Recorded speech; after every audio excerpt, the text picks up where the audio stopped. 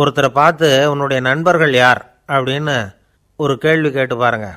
கொஞ்சம் யோசித்து பதில் சொல்லுவாங்க. அவங்கக்கிட்டேயே உன்னுடைய எதிரிகள் யார் அப்படின்னு கேளுங்க, கடகடன்னு ஒப்பிச்சிருவாங்க. நம்ம மனசு இருக்க அது எப்படின்னா, நம்ம நண்பர்களை விட எதிரிகளை அது நல்லா ஞாபகத்தில் வச்சுக்கும். இது ஒரு ஆச்சரியமான உண்மை.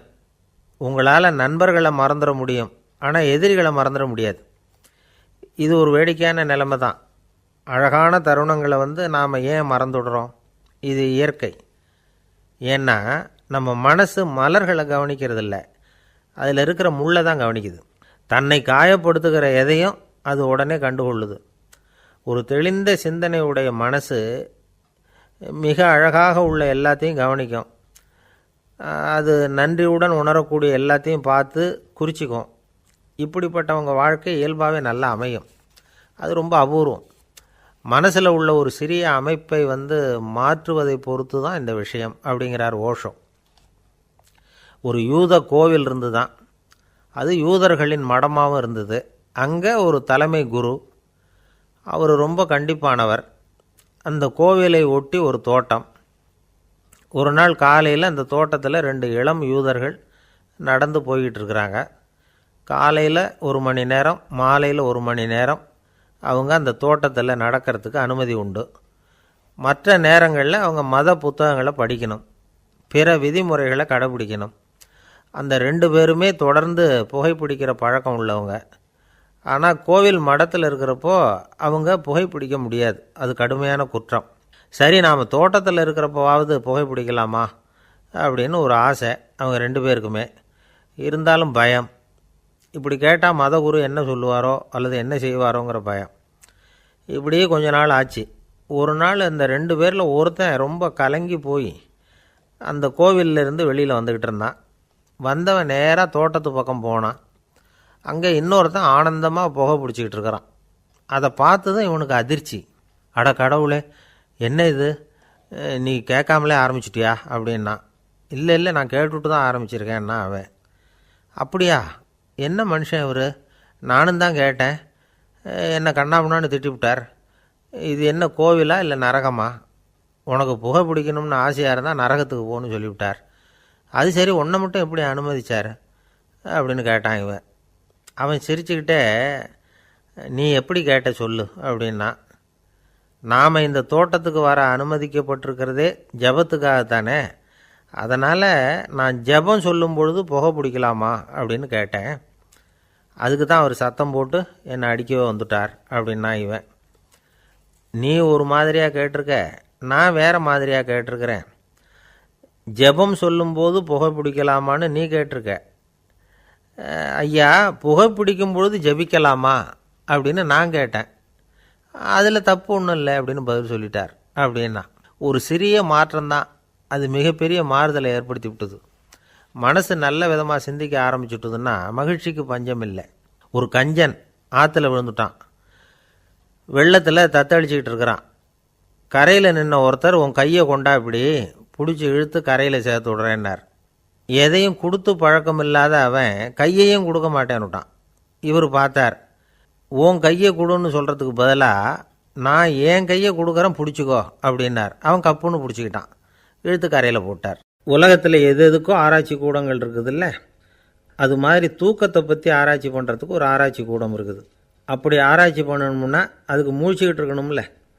அதனால தான் அந்த ஆராய்ச்சி கூடம் இங்கே இல்லை. அமெரிக்காவில் பாஸ்டன் பல்கலைக்கழக மருத்துவமனையில் அது இருக்குது. அங்கே தூக்கத்தை பற்றி பலவிதமான ஆராய்ச்சிகள் பண்ணிகிட்டு இருக்கிறாங்க. அந்த ஆராய்ச்சி கூடத்தில் இயக்குனராக இருக்கிற ஒரு நிபுணர், அவர் என்ன சொல்கிறார் தெரியுமா?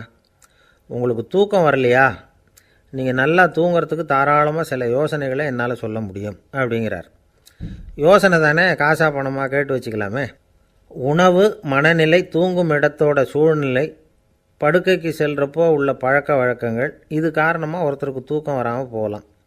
தூக்கம் வராததுக்கு இதுதான் காரணம்னா அதையெல்லாம் சுலபமாக கட்டுப்படுத்தலாங்கிறார் அவர். தூக்கத்தை வரவழைக்கக்கூடிய ஒரு நல்ல மருந்து உடற்பயிற்சி. ஆனால் ஒன்று, படுக்க போகிற நேரத்தில் இது மாதிரி உடற்பயிற்சிகள் எல்லாம் செய்யக்கூடாது.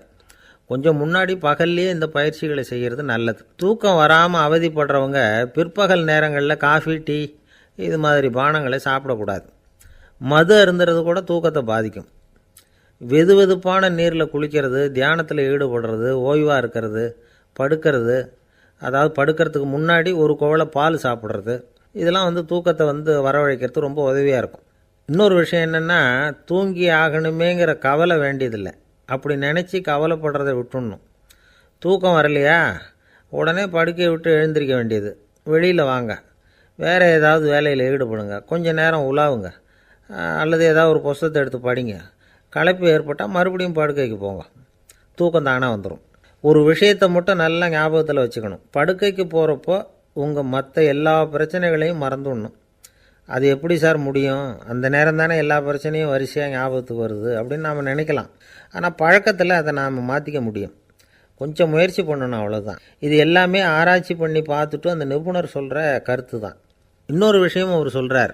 அது என்னென்னா, உடல் கோளாறு காரணமாக தூக்கம் வராமல் அவதிப்படுறவங்களுக்கெல்லாம் இந்த யோசனைகள் சரியாக வராது அப்படிங்கிறார். அதுக்கெல்லாம் மருத்துவ சிகிச்சை கொடுத்து தான் சரி பண்ணணும். சில பேருக்கு நடு ராத்திரியில் மூச்சு திணறல் ஏற்பட்டு தூக்கம் வராமல் போயிடும். ஊரெல்லாம் தூங்குறப்ப தான் மட்டும் தூங்காமல் மூழ்கிட்டு இருக்கிறது, ஊரெல்லாம் மூழ்கிட்டு இருக்கிறப்போ தான் மட்டும் தூங்குறது, இது மாதிரி கோளாறுகளால் சில பேர் பாதிக்கப்படலாம். கால் தசை முறுக்கிக்கிறதுனால சில பேருக்கு அடிக்கடி விழிப்பு வரலாம். மன அழற்சி காரணமாக சில பேருக்கு தூக்கம் வராது. இது மாதிரி கோளாறுகளுக்கெல்லாம் அதுக்கு தகுந்த மாதிரி சிகிச்சை கொடுத்து தான் சரி பண்ண வேண்டியிருக்கும். எந்த கோளாறும் இல்லாமல் தூக்கம் வரலைன்னா ஆரம்பத்தில் சொன்ன முறைகளை கடைப்பிடிச்சி பார்க்கலாம். தூக்கம் வந்ததுன்னா யோசனை சொன்ன அந்த நிபுணருக்கு நன்றி சொல்லலாம். ஒருத்தர், ஏன் சார் பஸ்ஸில் தூங்குறது கெட்ட பழக்கமானு கேட்டார். இல்லையே, நான் கூட பஸ்ஸில் போகிறப்ப தூங்கிட்டு தானே போவேன் அப்படின்னார் இன்னொருத்தர்.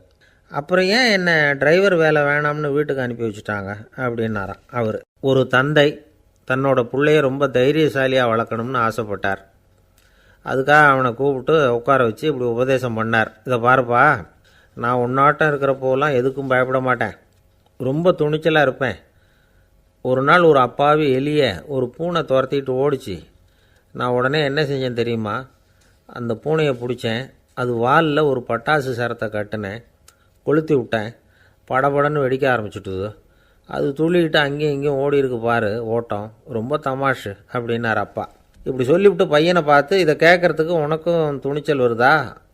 நான் என்னுடைய செயலை நீ கேட்குறப்போ உனக்கு துணிச்சல் வருதா அப்படின்னு கேட்டார். வருதுன்னா பையன். எப்படின்னா அப்படிங்கிற விவரத்தையும் சொன்னான் அவன். அதாவது, எலியை விரட்டினத்துக்காக பூனை வாலில் பட்டாசு கொளுத்துனீங்க நீங்கள், பூனையை விரட்டினத்துக்காக உங்கள் கழுத்தில் பட்டாசு சரத்தை மாட்டினா என்னென்னு தோணுது எனக்கு அப்படின்னா பையன். பையனோட துணிச்சல் அப்பாவையே நடுங்க வச்சுட்டுது. அது சரி, ஒரு அப்பா பிள்ளைக்கு இப்படியா உபதேசம் பண்ணுறது? எல்லாருக்கிட்டையும் அன்பாக பழகிறது எப்படி அப்படின்னு சொல்லி கொடுக்கணும். பிஞ்சு உள்ளங்களில் நஞ்சை தூவலாமா? ஒரு நாள் விநாயகர் ஒரு பூனையோடு விளையாடிக்கிட்டு இருந்தாராம். அப்படி ஆசையாக விளையாடிக்கிட்டு இருந்தப்போ அவரோட கை நகம் தவறுதெல்லாம் பூனையோட முகத்தில் பட்டுட்டு தான். அது ஒரு சின்ன கீரலை உண்டாகி விட்டுது. அப்பா அவர் அதை ஒரு பெருசாக நினைக்கல. கொஞ்ச நேரத்துக்கு அப்புறம் விநாயகர் வீட்டுக்கு வந்தார். அவங்க அம்மா பார்வதி தேவியை பார்த்தார். பார்வதி தேவி கன்னத்தில் விரலால் கீறினது மாதிரி ஒரு அடையாளம் இருந்தது. விநாயகருக்கு அதிர்ச்சி, ஆச்சரியம். நம்ம அம்மா இந்த உலகத்துக்கே தாயார், அப்பேற்பட்ட அவங்க முகத்திலேயே கீறலை உண்டாக்கக்கூடியவங்க யாராக இருக்க முடியும் அப்படின்னு யோசனை பண்ணார். தாயே, உன்னுடைய கன்னத்தில் இந்த வடு எப்படிம்மா ஏற்பட்டதுன்னு கேட்டார். குழந்தாய், இது நீ செஞ்ச காரியம்தான்ப்பா, உன்னுடைய கை நகம் கீறினதுனால ஏற்பட்ட வடு தான் இது அப்படின்னாங்க அவங்க. விநாயகர் திடுக்கிட்டு போட்டார். எப்படிம்மா அது? நான் எந்த காலத்துலேயும் ஒன்று அப்படி கீறினதாக எனக்கு நினைவு இல்லையே அப்படின்னார். இன்னைக்கு காலையில் ஒரு பூனையை கீறினதை நீ மறந்துட்டியா அப்படின்னாங்க அந்த அம்மா. விநாயகர் திகைச்சு போய் நின்னார். பார்வதி தேவி சொன்னாங்க, இதை பார்ப்பா, இந்த உலகத்தில் இருக்கக்கூடிய எல்லா உயிர்கள்லேயும் நான் இருக்கிறேன், நான் தான் இந்த உலகமாக ஆகியிருக்கிறேன். ஆகையினால நீ யாரை துன்புறுத்தினாலும் அது உண்மையிலேயே என்ன துன்புறுத்தினதாக தான் முடியும் அப்படின்னாங்க. விநாயகர் மனசுக்குள்ளே ஒரு வெளிச்சம் ஏற்பட்டு தான். அதுக்கப்புறம் அவர் யாரையுமே கல்யாணம் பண்ணிக்காததுக்கு அதுதான் காரணமாக. இந்த உலகத்தில் எல்லாரையும், இங்கே இருக்கிற எல்லாத்தையும் தாயின் வடிவமாக அவர் பார்க்க ஆரம்பிச்சிட்டாராம். குருதேவர் ராமகிருஷ்ணர் இந்த கதையை எடுத்து சொல்லியிருக்கிறார். நபிகள் நாயகம் ஒரு தடவை ஒரு நாற்காலியில் உட்காந்து என்னமோ யோசனை பண்ணிகிட்டு இருந்திருக்கிறார். அப்போ அவரோட உடையில் ஒரு கீழ்ப்பகுதி தரையில் படிஞ்சு கிடந்திருக்குது. அங்கே விளையாடிக்கிட்டு இருந்த ஒரு பூனை அது மேலே வந்து படுத்து தூங்கி போச்சு. தொழுகை செய்ய வேண்டிய நேரம் வந்துட்டது. நபிகள் நாயகம் எழுந்திருக்க பார்த்தார். அப்போ தான் பூனை தன்னோட உடை மேலே படுத்து தூங்கிட்டு இருக்கிறது கண்ணில் படுது. பூனையோட தூக்கத்தை கலைக்க விரும்பல அவர். தன்னுடைய சகோதரியை கூப்பிட்டார். ஒரு கத்திரிக்கோல் எடுத்துகிட்டு வர சொன்னார். பூனை படுத்திருந்த உடைப்பகுதி மட்டும் இருக்குல்ல, அதை மட்டும் அதோட கத்திரிச்சு விட்டுட்டு அதுக்கப்புறம் அவர் எழுந்திரிச்சு தொழுகைக்கு போனாராம். அதாவது பிற உயிர்கள்கிட்ட எப்படி அன்பு காட்டணுங்கிறத பெரியவங்க எவ்வளவோ விதத்தில் நமக்கு எடுத்து காட்டியிருக்கிறாங்க. இருந்தாலும் எத்தனை பேர் மனசில் அதெல்லாம் உரைச்சிருக்குது. நாமளும் நம்ம ட்ரெஸ்ஸு மேலே ஒரு பூனை படுத்திருந்தா ஒரு கத்திரிக்கோலை தான் தேடுவோம், எடுத்துகிட்டு வர சொல்லுவோம். துணியை வெட்டுறதுக்கு பதிலாக இல்லை அதோட வாழை வெட்டினா என்ன அப்படின்னு தோணும். ஒரு ஆள் ரொம்ப பிரியமாக ஒரு பூனையை ஆற்றுல குளிப்பாட்டிக்கிட்டு இருந்தானா. எப்படி? அந்த பூனையை ஆற்று தண்ணியில் அமுக்கி அமுக்கி குளிப்பாட்டிக்கிட்டு இருக்கிறான். அந்த வழியாக போன பெரியவர் ஒருத்தர் இதை பார்த்தார். இதை பார்ப்பா, பூனையை அது மாதிரி ஆற்று தண்ணியில் அமுக்கி குளிப்பாட்டாத, மூச்சு திணறி செத்து போடும் அப்படின்னு அட்வைஸ் பண்ணார். நீ போய் அவன் வேலையை பார்த்துக்கிட்டு, எனக்கு எல்லாம் தெரியும்னா இவன். சரின்னு அவர் போயிட்டார். கொஞ்ச நேரம் கழித்து அவரே அந்த வழியாக திரும்பி வந்துக்கிட்டு இருந்தார். ஆற்றுல பூனையை குளிப்பாட்டிக்கிட்டு இருந்தவன் அழுதுகிட்டு உட்காந்துருக்கிறான். பக்கத்தில் அந்த பூனை செத்து கிடக்குது. இதை பார்த்தார் பெரியவர். நான் தான் அப்போவே சொன்னேனே அந்த பூனையை ஆற்றுல நினைக்காதேன்னு, அதை கேட்டிருந்தா அப்படி ஆயிருக்குமா அப்படின்னார். அந்த ஆள் கோபமாக இவரை முறைச்சி பார்த்தான். அட போய்யா, இந்த பூனை ஆற்றுல குளித்ததுனால ஒன்றும் செத்து போகல, குளித்ததுக்கப்புறம் அதோட உடம்பு ஈரமாக இருக்குதுன்னு அதை புழிஞ்சேன், அதனால தான் இப்படி ஆயிட்டுது அப்படின்னு நானாம். ஏங்க எங்கே போயிட்டு வரீங்க அப்படின்னு கேட்டேன். எனக்கு வேண்டப்பட்ட ஒருத்தரை பார்த்து. ஆஸ்பத்திரிக்குன்னார். எந்த ஆஸ்பத்திரிக்குன்னே? மாட்டு ஆஸ்பத்திரிக்குன்னார். என்ன விஷயம்னே? மாமனாருக்கு உடம்பு சரியில்லை, அதுதான் மாட்டு ஆஸ்பத்திரிக்கு போயிட்டு வரேன்னார். அட பாவி, அதுக்கு அந்த ஆஸ்பத்திரிக்காக போவாங்க அப்படின்னு ஆச்சரியமா. அட அது இல்லைப்பா, முதல்ல எங்கள் குடும்ப டாக்டர் தான் தேடிக்கிட்டு போனேன். அவர் அந்த நேரத்தில் அவர் வளர்க்குற நாய்க்குட்டிக்கு உடம்பு சரியில்லைன்னு சொல்லி அதை தூக்கிக்கிட்டு மாட்டு ஆஸ்பத்திரிக்கு போயிட்டாராம் சொன்னாங்க. அதனால் அங்கே போய் அவரை சந்தித்து விஷயத்தை சொல்லிவிட்டு வர்றேன்னார். அப்புறம் தான் எனக்கு கொஞ்சம் நிம்மதியாக இருந்தது. பொதுவாக நமக்கு தெரிஞ்ச வரையில் டாக்டர்கள் 2 வகை. நமக்கு வைத்தியம் பண்ணுற டாக்டர்கள் ஒரு வகை, நம்மக்கிட்ட இருக்கிற ஆடு மாடு கோழிக்கு வைத்தியம் பண்ணுற டாக்டர்கள் ஒரு வகை. இப்போ தான் எனக்கு தெரியும் இன்னொரு வகையான டாக்டர்களும் உண்டுங்கிறது. அது யாருன்னா பூச்சிகளுக்கு வைத்தியம் பண்ணுற டாக்டர்கள், அதாவது பூச்சி டாக்டர்கள். வெளிநாடுகளில் அப்படிலாம் கூட சில பேர் இருக்கிறாங்க. பிரிட்டனில் யார்க்ஷயர் வட்டாரத்தில் ராதர்ஹாம் அப்படின்னு ஒரு ஊர். அங்கே ஒரு விலங்கியல் மருத்துவர், பேர் டாக்டர் லான்ஸ் ஜெப்சன். அவர் ஆஸ்பத்திரி வாசலில் பார்த்தீங்கன்னா தினமும் நிறைய பேர் நின்றுக்கிட்டு இருப்பாங்க. கையில் கண்ணாடி குடுவை, தகர டப்பா இப்படி ஏதாவது இருக்கும். அதுக்குள்ளே ஏதாவது பூச்சிகள் இருக்கும். அதுக்கு வைத்தியம் பண்ணுறதுக்காக வந்தவங்க தான் அவங்கெல்லாம். சிலந்தி பூச்சி, பல்லி, தேளு, பாம்பு இப்படி ஏதாவது இருக்கும். பொழுதுபோக்காக சில பேர் நாய், பூனை, கிளி, மைனா, புறா இப்படி ஏதாவது வளர்க்குறாங்கல்ல, அது மாதிரி இப்போல்லாம் தேளு, பல்லி, பாம்பு, பூச்சி இதையெல்லாம் வளர்க்க ஆரம்பிச்சிட்டாங்களாம். இது ஒரு புது ஃபேஷன். இப்போ கூண்டுக்குள்ளே டப்பாக்குள்ளே போட்டு வளர்க்குறது, அதுக்கு ஏதாவது நோய் வந்துட்டுதுன்னா வைத்தியம் பண்ணுறதுக்கு டாக்டர்கிட்ட வந்துட வேண்டியது, இப்படி இந்த பழக்கம்லாம் நிறையா வந்துட்டுது. ரத்தம் உறிஞ்சிற அட்டைகள் கூட இவங்ககிட்ட வைத்தியத்துக்கு வருதான். சிலந்திகளில் செங்கால் சிலந்தின்னு ஒரு வகை. மத்திய அமெரிக்க காடுகளில் இது அதிகம். சிலந்திகள்லேயே ரொம்ப விலை உசந்தது இந்த ரகம்தான். கால்களில் சிவப்பு கோடுகள் இருக்கும். இந்த இனம் இப்போ குறைஞ்சிக்கிட்டே வர்றதுனால சர்வதேச விதிகளின்படி இவற்றின் ஏற்றுமதி இறக்குமதிக்கு தடை விதிக்கப்பட்டிருக்குது. அதனால் இதை வளர்க்குறவங்க வீட்டுக்குள்ளேயே இனவிருத்தி மூலமாக பெருக்கி விற்பனை பண்ணிட்டு வராங்களாம். அந்த வகை சிலந்திகள் தான் இப்போ வைத்தியத்துக்கு அதிகமாக வருதான். சரி, இதுக்கெல்லாம் எப்படி வைத்தியம் பண்ணுறாங்க? முதல்ல அதை குளிர்பதன பெட்டியின் வழுவழுப்பான சுவரில் விட்ட உடனே அதெல்லாம் மெதுவாக இறங்கி வரும். அப்போ அதன் நோயை கண்டுபிடிக்கிறது சுலபம். அப்புறம் அதுக்கு கிருமிகளை கொல்லக்கூடிய மருந்துகளையோ வலி நிவாரண மருந்துகளையோ கொடுப்பாங்க. கால் உடைஞ்ச சிலந்திகளுக்கு பசையை கொண்டு ஆப்ரேஷன் பண்ணுவாங்க. சில சிலந்திகளுக்கு உடைஞ்ச காலை எடுத்துட்டா புதிய கால் வளர்ந்துடும். சிலந்திகளை மனிதர்கள் கையில் எடுக்கிறப்போ அது பயந்து போய் கீழே குதிக்குது, அதனால் கால் உடஞ்சி விடுது, இல்லைன்னா வயிறு சேதமடையுது. அந்த நிலைமையில் வர்ற சிலந்திகளுக்கு மயக்க மருந்து கொடுத்து ஆப்ரேஷன்லாம் கூட பண்ணுறாங்களாம். பார்த்திங்களா பூச்சிகளுக்கு வந்த வாழ்வே. நம்ம ஊர்லேயும் வீடுகளில் பூச்சிகள் வளர்க்குறது உண்டு. ஒருத்தர் வந்தார், எனக்கு 3000 கரப்பாம்பூச்சி அவசரமாக தேவைப்படுது, எங்கே கிடைக்கும்னு கேட்டார். கரப்பாம்பூச்சியா, அது என்னத்துக்குன்னு கேட்டோம். அது வேறு ஒன்றும் இல்லை, நான் குடியிருக்கிற வாடகை வீட்டை காலி பண்ண போகிறேன். வீட்டு சொந்தக்காரர் என்ன சொல்கிறாருன்னா, இந்த வீட்டுக்கு நான் குடி வந்தப்போ எப்படி இருந்ததோ அதே நிலைமையில் விட்டுட்டு போகணும்னு வீட்டுக்காரர் சொல்லியிருக்கிறார், அதனால தான் கேட்டேன் அப்படின்னார். ஒரு ஆள் ராமகிருஷ்ணரை தேடி வந்தான். அவன் கையில் 1000 பொற்காசுகள் வச்சுருந்தான். அதை அவர்கிட்ட கொடுத்து இதை ஏற்றுக்கணும் அப்படின்னு ரொம்ப பணிவாக கேட்டுக்கிட்டான். அவர் பார்த்தார், இது எனக்கு தேவையில்லை, ஆனாலும் உன்னுடைய மனசை புண்படுத்துறதுக்கு நான் விரும்பலை, அதனால் நீ கொடுக்குறத வாங்கிக்கிறேன்னார். வாங்கிக்கிட்டார். அப்புறம் கேட்டார், இதை பாரு, இனிமேல் இதெல்லாம் என்னுடையது தானே அப்படின்னார். ஆமாம், அதையெல்லாம் நான் உங்களுக்கே கொடுத்துட்டேன்னா அவன். சரி, இப்போ நீ எனக்காக ஒரு காரியம் பண்ணணும்னார். என்ன செய்யணும்னு சொல்லுங்கன்னா, இந்த நாணயங்களையெல்லாம் எடுத்துக்கிட்டு போய் கங்கை நதியில் எரிஞ்சுட்டு வா அப்படின்னார். இவனுக்கு அதிர்ச்சியாக போச்சு. என்ன பண்ணுறது, இனிமேல் அது முடியாதுன்னு சொல்ல முடியாது. ஏன்னா அந்த நாணயங்களையெல்லாம் அவருக்கே கொடுத்துட்டான். இனிமேல் அதெல்லாம் இவனுடையது இல்லை. பேசாமல் அவ்வளோவே அள்ளிக்கிட்டு ஆத்தங்கரைக்கு போனான். போனவன் ரொம்ப நேரம் திரும்பியே வரல.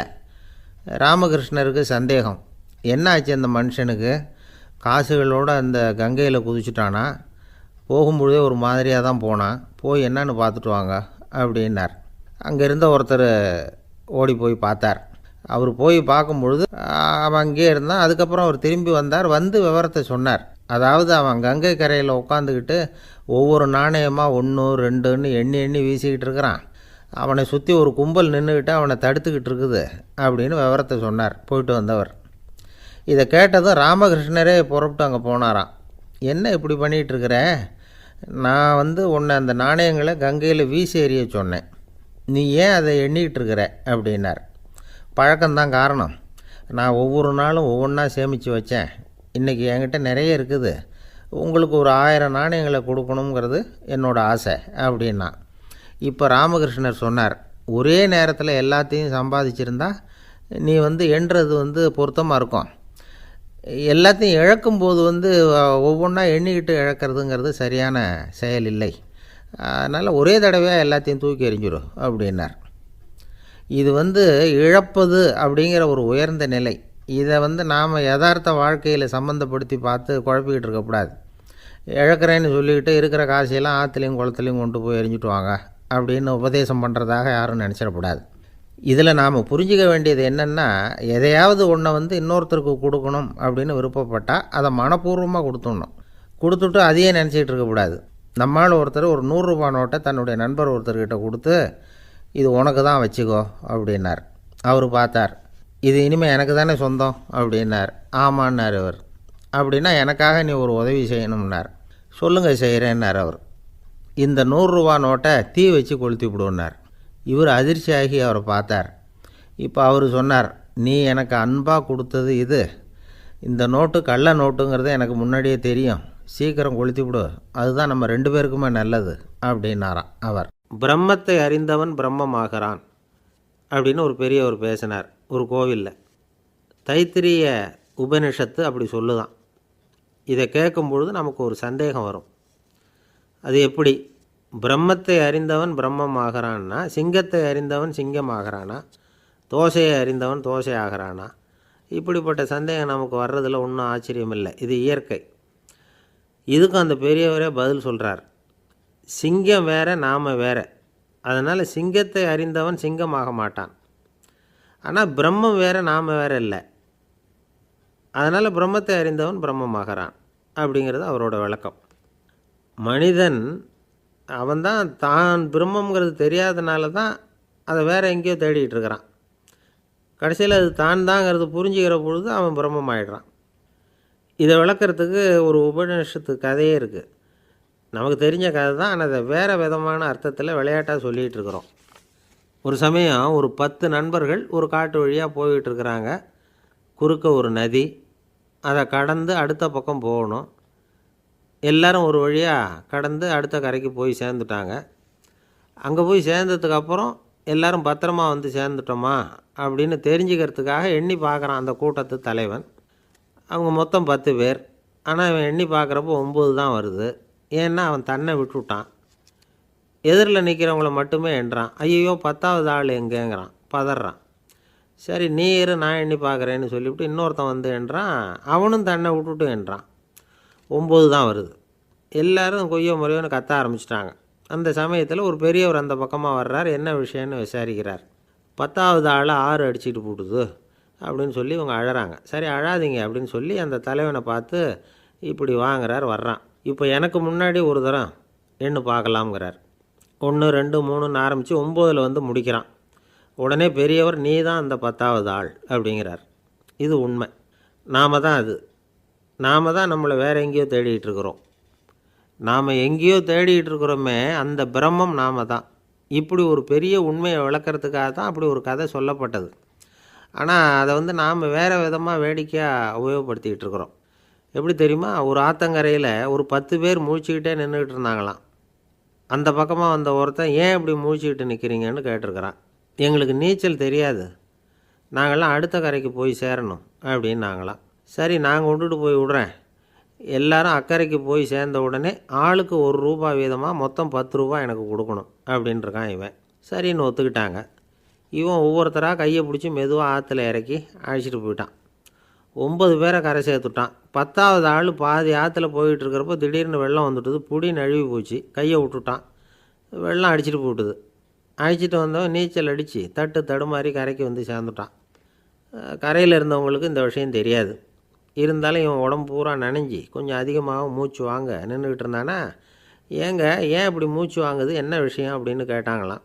அதுக்கு இவன் கொஞ்சமாக அலட்டிக்காமல் சொன்னானா, வேறு ஒன்றும் இல்லை, நீங்கள் கொடுக்க வேண்டிய ₹10 ₹1 குறைஞ்சி போச்சு அவ்வளவுதான் அப்படின்னானா. ஐயா என்னுடைய நூல் வெளியீட்டு விழாவுக்கு அவசியம் நீங்கள் வரணும் அப்படின்னு கூப்பிட்டார் ஒருத்தர். எப்போ வரணும்னு கேட்டேன். அடுத்த வாரம்னார். சரி புத்தகம் தயாராகிட்டுதா அப்படின்னேன். நாளைக்கு தான் அச்சிக்க கொடுக்க போகிறேன்னார். என்னங்க இது, புத்தகம் அச்சிடுறதுக்கு முன்னாடியே அழைப்புதழை வந்து அச்சடிச்சு விட்டீங்களே அப்படின்னு கேட்டேன். அதனால் என்னங்க, அந்த காலம் மாதிரியா அப்போல்லாம் அச்சுக்கலை வந்து எவ்வளவோ முன்னேறியாச்சுங்க. Lino type, mono type, photo type, laser, இப்படி என்னென்னமோ வந்தாச்சு. இன்றைக்கி கொடுத்தா நாளைக்கே புத்தகம் தயார் அப்படின்னார். இப்படி இந்த அளவுக்கு முன்னேறி இருக்கிற இந்த அச்சுக்கலை ஆரம்பத்தில் எப்படி இருந்தது தெரியுமா? அந்த காலத்தில் காகிதம்னா என்னென்னே தெரியாது. அப்படி ஒன்று கண்டுபிடிக்கப்படவே இல்லை. அப்போல்லாம் எதையாவது ஒன்று எழுதணும்னா அதுக்கு ஆட்டு தோலை தான் பயன்படுத்தி இருக்கிறாங்க. கண்ணுக்குட்டி தோல் கூட அதுக்கு உபயோகப்பட்டு தான். ஐரோப்பாவில் இருந்த பாதிரியார்கள் தோலில் எழுதப்பட்ட புத்தகத்தை தயாரிக்கிறதுல ரொம்ப கெட்டிக்காரங்களாம். எகிப்து, அப்புறம் மத்திய தரைக்கடல் ஓரத்தில் உள்ள நாடுகள், இங்கெல்லாம் தோல் தான் எழுதுபொருளாக பயன்பட்டு வந்திருக்குது. ஆனால் நம்ம நாட்டில் ஓலைச்சுவடிகளை எழுத்துக்கு பயன்படுத்தி இருக்கிறாங்க. எழுதுறதுக்கு தோலை பயன்படுத்தினவங்க பிறகு பேப்பரைஸ் அப்படிங்கிற கோரை புல்லை வந்து அதுக்கு பயன்படுத்தினாங்களாம். இதெல்லாம் அப்படி கொஞ்சம் கொஞ்சமாக கண்டுபிடிச்சிட்டு வந்திருக்கிறாங்க. அந்த புல்லை வந்து கச்சிதமாக நறுக்க வேண்டியது, நல்லா பதப்படுத்த வேண்டியது, அதுக்கப்புறம் அதில் எழுத வேண்டியது, அவ்வளவுதான். பேப்பருங்கிற சொல்லே இந்த பேப்பைரஸ் அப்படிங்கிறதுலேருந்து வந்தது தான். அதுக்கப்புறம் தான் காகிதம் வந்தது. இதை முதல்ல சீன நாட்டில் தான் கண்டுபிடிச்சாங்க. அது வந்த பிறகு அச்சு எந்திரம் கண்டுபிடிக்க வேண்டிய அவசியம் ஏற்பட்டது. அதை கண்டுபிடிச்சவர் ஜெர்மானிய அறிவியல் அறிஞர் ஜான் கூட்டன்பர்க். அச்சு கலைக்கு அடித்தளம் அமைச்சவர் அவர் தான். ஜெர்மனியில் மெயின்ஸ் அப்படிங்கிற ஊரில் 1399 பிறந்தார். அவரோட மாமன் ஒருத்தர் உலோக வேலையில் வல்லவர். அவர்கிட்ட அந்த வேலையை கற்றுக்கிட்டார். அதோட வைர கற்களை வந்து பட்டை தீட்டுறதுலேயும் ரொம்ப தேர்ச்சி பெற்றிருந்தார். இளம் வயசுலேயே சும்மா இருக்க மாட்டாராம். எதை செஞ்சாலும் அதை திறமையாக செய்வாராம். அவர் தான் முதல்ல மர அச்சு எழுத்துக்களை உருவாக்கினார். அது மேலே மை தடவி பிரதிகள் எடுத்தார். அதுக்கப்புறம் உலோக எழுத்துக்கள், முதல்ல காரியம், அப்புறம் இரும்பு, அப்புறம் கலப்பு உலோகம், பிறகு அச்சடிக்கிறதுக்கு எந்திரம் ஒன்றையும் உருவாக்கினார். முதல்ல பைபிள் அச்சடித்தார். 1468 அவர் இறந்து போனார். 16ஆம் நூற்றாண்டில் மேலை நாடுகளிலிருந்து மர எழுத்துக்களை கொண்டுகிட்டு வந்து தமிழ்நாட்டில் கிறிஸ்தவ நூல்களை அச்சிட்டாங்க. அப்போல்லாம் வந்து அச்சகங்கள் வந்து போதிய அளவுக்கு இங்கே இல்லை. அதுக்கு என்ன காரணம்னா, இந்தியர்கள் வந்து அச்சகங்களை நடத்தக்கூடாது அப்படின்னு சட்டம்.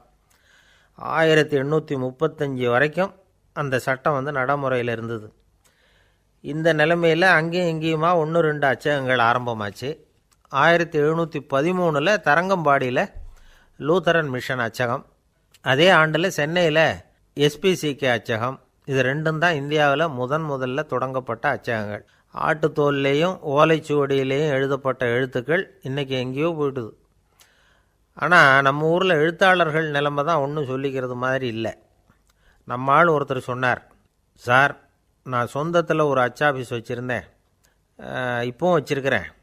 அதனால் என்னுடைய படைப்புகளை புத்தகமாக வெளியிடுறதில் எனக்கு ஒன்றும் கஷ்டம் இல்லை. வருஷத்துக்கு ஒரு புத்தகம் எழுதி வெளியிட்டுருவேன். 15 வருஷமாக இலக்கிய உலகத்துக்கு இப்படி சேவை செஞ்சுக்கிட்டு வர்றேன். ஆனால் இந்த வருஷம்தான் வாசகர்கள் எனக்கு பாராட்டு விழா நடத்தியிருக்கிறாங்க அப்படின்னார். இந்த வருஷம் அப்படி என்ன விசேஷம் அப்படின்னு கேட்டோம். இந்த வருஷம்தான் நான் எந்த புத்தகம் எழுதி வெளியிடாமல் இருந்தேன், அதுக்காகத்தான் எனக்கு இந்த பாராட்டு விழா அப்படின்னார். ஒரு நண்பர் இருக்கார், எப்போ பார்த்தாலும் கையில் ஒரு புத்தகம் இருக்கும். புத்தகம் இல்லாமல் எங்கேயும் புறப்பட மாட்டார். எதுக்காக இப்படி எடுத்துகிட்டு போகிறீங்க அப்படின்னு கேட்டால், எனக்கு இது ஒரு நல்ல நண்பன் மாதிரி, இந்த காலத்தில் எங்கே போனாலும் காத்திருக்க வேண்டியிருக்கு, அது மாதிரி சமயத்தில் நான் நண்பன் கூட பேசிக்கிட்டு இருப்பேன் அப்படிம்பாரான். ஒருத்தர் ஒரு பெரிய அரச பதவியில் இருந்தார். அவர் பதவியிலேருந்து இறங்க வேண்டிய சூழ்நிலை. அரசு கொடுத்துருந்த வீட்டை விட்டுட்டு வெளியில் வர்றார். வரும்பொழுது 2 கையிலையும் 2 பெட்டியை எடுத்துகிட்டு வந்தாராம். சார் உங்களுடைய உடைமைகள் அப்படின்னு கேட்குறாங்க அங்கே இருந்த ஊழியர்கள். இவர் தன்னுடைய கையில் இருக்கிற பெட்டியை காட்டி, இதுதான் என்னுடைய சொத்து அப்படின்னாராம். ஒரு பெட்டியில் அவருடைய உடைகள், இன்னொரு பெட்டியில் அவர் விரும்பி படிக்கிற புத்தகங்கள், அவ்வளோதான். இதுதான் இருந்துதான். புத்தகம் படிக்கிறது மனசுக்கு நல்லதுங்கிறது நமக்கு தெரியும். புத்தக வாசிப்பு உடம்புக்கும் நல்லதுங்கிறாங்க. அது நமக்கு ஆச்சரியமாக தான் இருக்குது. ஒரு நபர் ஒரு வருஷத்தில் சராசரியாக 2000 பக்கங்களை படிச்சிருக்கணுமா, யுனெஸ்கோ பரிந்துரை. ஆனால் நம்ம நாட்டில் நாம் சராசரியாக படிக்கிறது 32 பக்கங்கள், அவ்வளவுதான். இவ்வளவுக்கு நம்ம நாட்டில் 6000க்கும் மேற்பட்ட நாளேடுகள், 2000க்கும் மேற்பட்ட இதழ்கள், மலர்கள், இவ்வளவு இருந்தும் சரியாக வரல. இந்த உலகத்தில் முதல் நூலகம் எங்கே எப்போ ஆரம்பமாச்சு தெரியுமா? கிமு 2500ஆம் ஆண்டில் அது ஆரம்பமாயிருக்குது. பாபிலோனியாவில் அமில் அணு அப்படிங்கிற அரசன் தான் நூலகத்தை உருவாக்கியிருக்கிறான். அப்போல்லாம் தாள் கிடையாது, களிமண் தான். களிமண் பலகைகளில் எழுதி அது தொகுத்து அப்படியே நூலாக்கி அதை நூலகத்தில் வச்சுருப்பாங்களாம். அரசருடைய நூலகத்தில் 1000க்கும் மேற்பட்ட நூல்கள் இருந்ததாக வரலாற்று குறிப்பு இருக்குது. அது மட்டும் இல்லை, அந்த நூலகத்தில் பொருள் வாரியாக, அதாவது சப்ஜெக்ட் வாரியாக புத்தகங்களை வகைப்படுத்தி வச்சுருந்தாங்களாம். அதில் மிச்சம் இருந்த ஒரு 25 களிமண் பலகை புத்தகங்கள் இன்றைக்கும் பிரிட்டிஷ் அருங்காட்சியகத்தில் இருக்குதான். அச்சு தாள் இதெல்லாம் ஏற்பட்டதுக்கப்புறம் அமைக்கப்பட்டது தான் பிரான்சில் இருக்கக்கூடிய பாரிஸ் நூலகம். 1480 பிரெஞ்சு மன்னர் 11ஆம் லூயி இந்த நூலகத்தை அமைச்சாராம். ஆனால் அப்போல்லாம் அரசர்கள் மட்டும்தான் நூலகத்தை பயன்படுத்த முடியுமா. அதுக்கப்புறம் 17ஆம் நூற்றாண்டில் இந்த முறை மாறி பொதுமக்கள் அங்கே போகலாம், படிக்கலாம் அப்படிங்கிற நிலைமை வந்துதான். போட்லியன் நூலகம் அப்படின்னு அதுக்கு பேர், பாரிஸ் நகரத்தில் இருக்குது. அங்கே தான் நூல்களின் பட்டியல் தயாரிப்பு பணி ஆரம்பமாச்சு. கல்வி வளர்ச்சியையும் நூலகத்தையும் இணைச்சவர் நெப்போலியன் போனபார்ட். முன்பணம் செலுத்தி புத்தகத்தை படிக்கிற முறையையும் அவர் தான் கொண்டுட்டு வந்தாராம். மக்கள்கிட்ட வசூலிக்கிற வரியின் ஒரு பகுதியை நூலகத்துக்கு பயன்படுத்தினவரும் அவர் தானா. நெப்போலியன் நூலகத்தில் உலகத்தில் உள்ள எல்லா மொழி நூல்களும் இருக்குதான். அங்கே ஒரு தமிழ் நூலும் இருந்திருக்குது. அது என்னென்னா கம்பராமாயணம். சோவியத் யூனியனுக்கு படையெடுத்து போனப்போ அங்கேருந்து லட்சக்கணக்கான புத்தகங்களை இந்த பனிச்சறுக்கு வாகனங்கள் இருக்குல்ல, அதில் கொண்டுகிட்டு வந்ததாக வரலாறு. அடுத்தபடியாக குறிப்பிட்டு சொல்லத்தக்க நூலகம் எதுன்னா பிரிட்டிஷ் நூலகம். மிக பழைய கையெழுத்து பிரதியெல்லாம் கூட அங்கே இருக்குது. 1753 ஆரம்பமாச்சு. அதில் உள்ள நூல்களை வரிசையாக அடுக்கினா 180 கிலோமீட்டர் நீளத்துக்கு வருமா. மிகப்பெரிய நூலகம் அமெரிக்க தலைநகர் வாஷிங்டனில் இருக்குதான். இந்தியாவை பொறுத்த வரைக்கும் பெரிய பழைய நூலகம் எதுன்னா கல்கத்தா நூலகம். எல்லா இந்திய மொழி நூல்களும் இங்கே உண்டு.